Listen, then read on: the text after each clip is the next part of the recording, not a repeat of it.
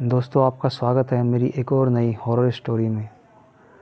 तो दोस्तों, आइए चलते हैं अपनी कहानी की तरफ। तो कानों में लीड लगाइए और कहानी का मज़ा लीजिए। मेरा नाम राहुल है और मैं गुजरात का रहने वाला हूँ। मेरा अपना खुद का बिज़नेस है और मैं अच्छा खासा मुनाफा भी कमा लेता हूँ। आज से 6 महीने पहले की बात है। कुछ दिनों देर रात तक मुझे नींद ना आने की कोई दिक्कत थी या प्रॉब्लम हो रही थी, जिस कारण मैं रातों को जाग रहा था। पता नहीं कि मुझे नींद नहीं आ रही थी। तो एक दिन रात के 2:30 बज रहे थे और मैं हॉल में घूम रहा था, चक्कर लगा रहा था, इधर से उधर टहल रहा था। उसके अचानक मेरा ध्यान फ्लैट की खिड़की पे गया, जो कि मेरा फ्लैट 6ठे फ्लोर पर है। मैं फ्लोर की खिड़की पे जाकर देख, गार्डन में एक झूला लगा हुआ है, जहाँ उस झूले पे एक बच्चा बैठा हुआ है और वह रात को 2:30 बजे बच्चा उस झूले पर झूल रहा है। उस बच्चे को देखकर मैं भी चौंक गया कि रात को 2:30-3 बजे ये बच्चा इस गार्डन में क्या कर रहा है और इसके माँ बाप कहाँ हैं। मैं जल्दी से नीचे गया और बंगले का गेट खोला। गेट खोलने के बाद मैं अंदर गया।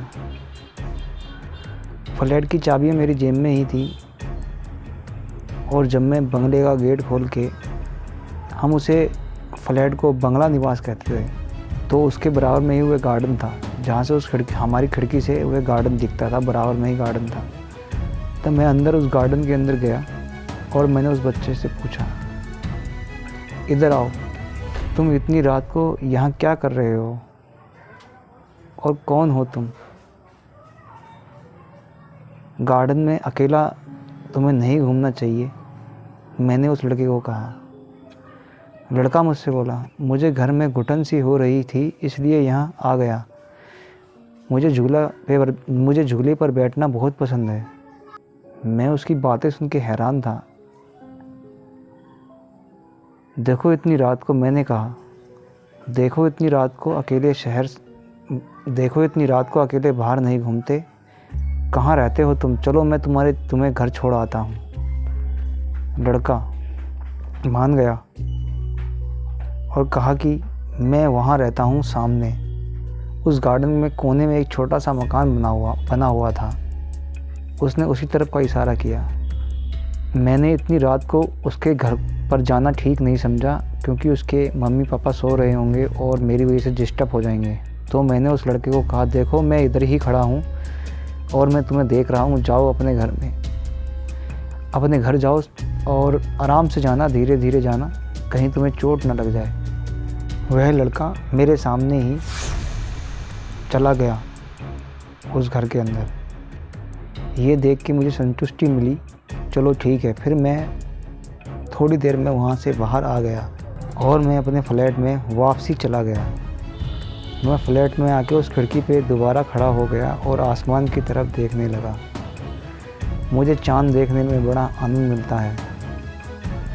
अंधेरी रात में आकाश साफ था, गर्मी का मौसम था। उसमें इतनी रात को ठंड हो रही थी, हल्की हल्की हवाएं। मुझे मानो कि मेरे कंधे पर हाथ रखा था। आकाश में उस अग्निगत तारों को देखते देखते मैंने खिड़की बंद की और सो गया। दूसरे दिन रात को 2 बजे फिर से मुझे वो लड़का दिखा और फिर मैं फिर से उस गार्डन में गया और उस लड़के से कहा, अरे तुम फिर से इतनी रात को आ गए? लड़का, मुझे घुटन हो रही है घर में, इसलिए यहाँ आ गया हूँ। मैं सोच में पड़ गया, अजीब लड़का है, अपने ही घर में इसे घुटन होती है। फिर मैं बोला, तुम्हारे घर में ऐसा क्या है कि तुम्हें घुटन महसूस हो रही है? लड़का बोला, मेरा घर बहुत ही छोटा सा है, पंखा भी नहीं है, इसलिए रात को यहाँ आ जाता हूँ। मैं बोला, हाँ, लेकिन इतनी रात को यहाँ बाहर अकेले नहीं घूमते। चलो जाओ अपने घर, मैं देख रहा हूँ तुम्हें। बच्चा अंदर गया, लेकिन फिर मुझे लगा कि क्यों ना इसके माता पिता को खबर कर दूँ। उनका बच्चा देर रात तक बाहर खेलता है, कहीं उनको पता ना हो और तभी उसे कुछ ही हो गया तो उसका जिम्मेदार कौन होगा? इसलिए मैं वो घर के आसपास गया और जाकर दरवाज़ा खटखटाया। 2-4 बार दरवाज़ा खटखटाने के बाद दरवाज़ा खुला और वहाँ से एक 65-70 साल का करीब बुढ़ा होगा जो दरवाज़े से बाहर आया। मैंने कहा, जी वो लड़का आ गया। बूढ़ा आदमी बोला, कौन हो तुम और किस लड़के की बात कर रहे हो? मैं बोला, अरे अभी अभी तो आया है, इधर झूले पर खेल रहा था, मैंने ही उसे समझाकर इधर भेजा, अंदर नहीं आया वो बूढ़ा आदमी अब गुस्सा हो गया था। रात के करीब 3 बज चुके थे और वो नींद में था। अब उसने कहा, आदमी जब इधर मेरे सिवा कोई रहता नहीं है तो इधर कोई कैसे आ सकता है? कौन हो तुम और इस वक्त क्यों मुझे परेशान कर रहे हो? जाओ यहाँ से, यहाँ कोई लड़का नहीं आया है, जाके सो जाओ चुपचाप। और जिसकी तुम बात कर रहे हो हम उसके बारे में सुबह बात करेंगे। आप मेरे घर सुबह आना, अभी बात करने का कोई फ़ायदा नहीं है। तो लड़का अपने घर वापसी आ गया। जब लड़के ने ये बात सोचनी स्टार्ट करी, मतलब कि मैंने ये बात सोचनी स्टार्ट करी कि यार ऐसा कैसे हो सकता है, उस घर के अंदर लड़का गया तो था, या तो वो बुड्ढा झूठ बोल रहा है या तो कोई और बात है। मैं उस घर के अंदर जाके ज़रूर देखूँगा। मुझसे रहा नहीं गया तो मैं सुबह उस बुड्ढे के घर दोबारा गया और मैंने जाके उनका दरवाज़ा खटखटाया। फिर से वही बुड्ढा दरवाजे पर आया। जब दरवाजे पर बुड्ढा आया तो बुड्ढे ने मुझसे कहा, हाँ अब बताओ क्या बात है और तुम किस लड़के की बात कर रहे थे, सब बताओ। वह बच्चा मुझे रोज़ रात को इस गार्डन में झूला झूलता हुआ मिलता है और वह मुझसे यही कहता है कि जब भी मैं उससे पूछता हूँ कि मेरे घर में पंखा है ना कुछ है और मुझे उस घर में घुटन होती है, और वह इशारा करके आप ही का घर बताता है, इसलिए मैं आपका दरवाज़ा खटखटा रहा था रात को। फिर मैंने उसे सारी बात बताई और उस बुढ़े ने मुझे जो बताया उसे सुनकर मेरी रूह काँप उठी। उसने मुझे बताया कि जहाँ हम रह रहे हैं, जहाँ हमारा ये बिल्डिंग खड़ी है, उस बिल्डिंग के नीचे पहले कब्रिस्तान था। इस गार्डन में कब्रिस्तान था, बच्चों का कब्रिस्तान। यहाँ पे बच्चे दफनाए जाया करते थे। इन बच्चों को अब आज़ादी नहीं मिलती है क्योंकि ये इधर उधर घूमने के लिए निकलते हैं और किसी को नहीं पता इस चीज़ के बारे में।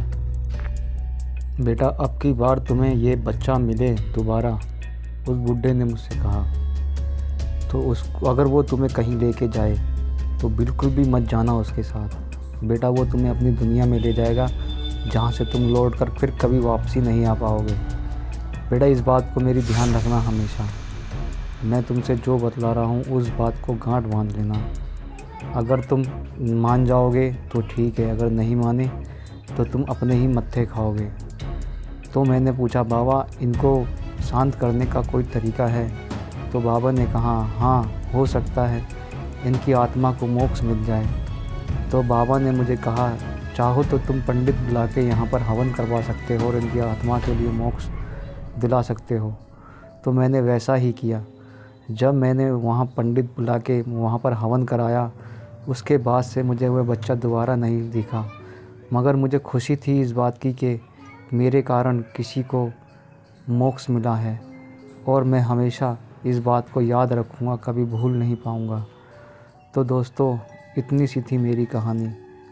आपको कैसी लगी दोस्तों ज़रूर बताना, और दोस्तों मेरा सपोर्ट ज़रूर करना। मैं मेहनत करके आपके लिए वीडियो बनाता हूँ, so please my channel subscribe ज़रूर करना दोस्तों। Thank you.